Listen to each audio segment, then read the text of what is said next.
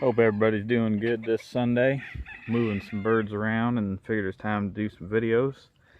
And for a change of pace, I'm going to talk about this breed right here, the Polish chicken.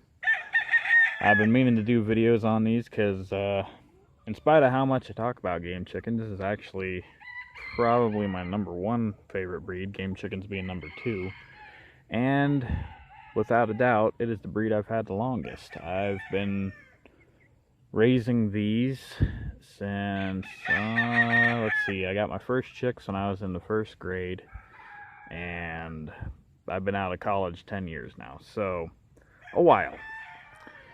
Now this color here is called buff lace in the States, or chamois, I believe, in the UK. I don't know how to pronounce it. It's Chamois. And what you're looking at here is a young pullet. Now, most people tell you that the crest lacing on a Polish will be reverse of what the body lacing is until their first molt. I've been trying to breed away from that, and this little pullet here is showing the proper lacing right off the bat, so that makes me happy. They got blue legs, they lay white eggs. At one point in history, they're actually regarded as very good egg layers. This is before leghorns kind of took over the scene. Now, color-wise, what are we looking at here? Well,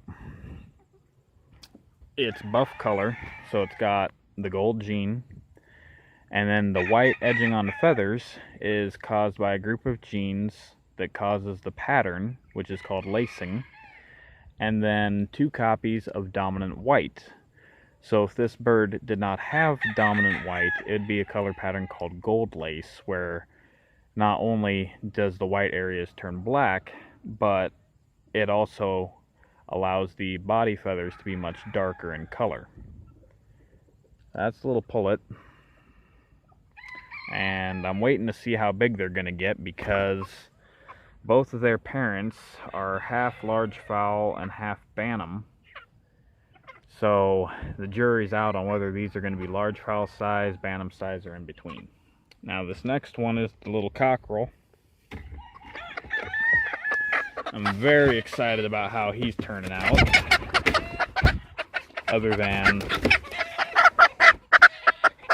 his crest.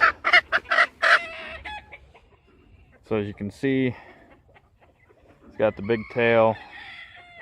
It's hard to get the lacing in the tail, so the fact that I'm seeing lacing in the tail and dark shafts on the tail feathers makes me really happy. His shoulders are going to be redder than what I want, and his crest is not as big or as full as I want. He does have the blue legs.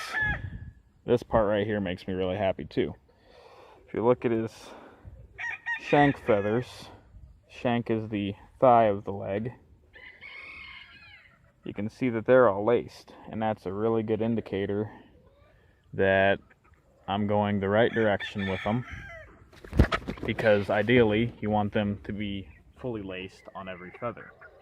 It's very hard to do, and most people actually just show females. They don't even mess with the males that much.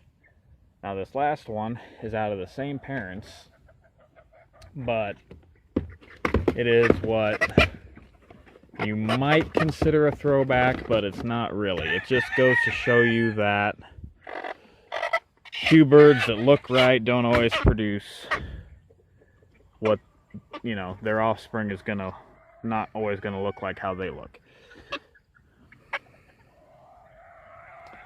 And you might go, what the heck is that? Well, it's buff, and it has dominant white, as you can see by the white markings in the neck and the white in the tail.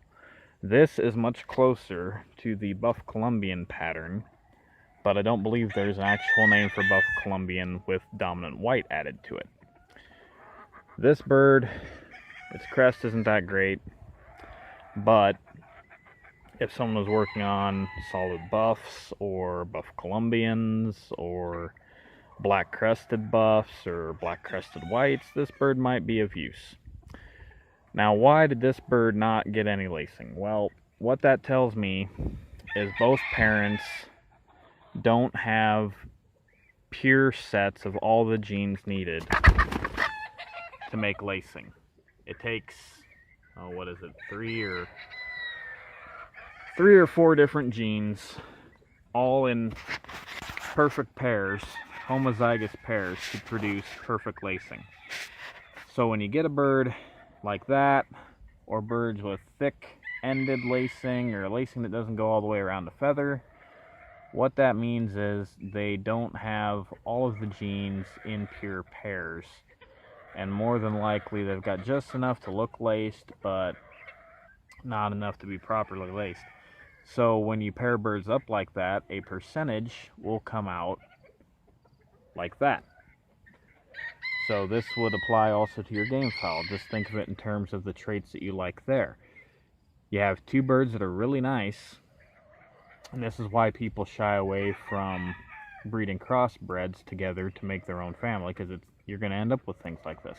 You get two birds that look very nice, and you're going to have a percentage of the offspring come out superior to the parents, a percentage that comes out equal to the parents, and a percentage that comes out that are less quality than the parents. And that's, if you're looking at it from a marking standpoint, that's what happened with this bird. It is the percentile that is of poorer quality, or a step backward. So one of the sets of genes you need to make lacing is Columbian. And basically that's what happened here, is this bird got the genes for Columbian, but it didn't get any of the other genes. Okay? And it doesn't matter how elaborate a pattern is on a bird, there's layers of patterns underneath. And so these birds, genetically, if you strip everything away, are on an ER basis. So they call that the crow wing allele. And if you want to know what that looks like in its regular form, it's a brown-red. So that's what you can do with a bunch of modifier genes. You can turn a brown-red into that. Okay?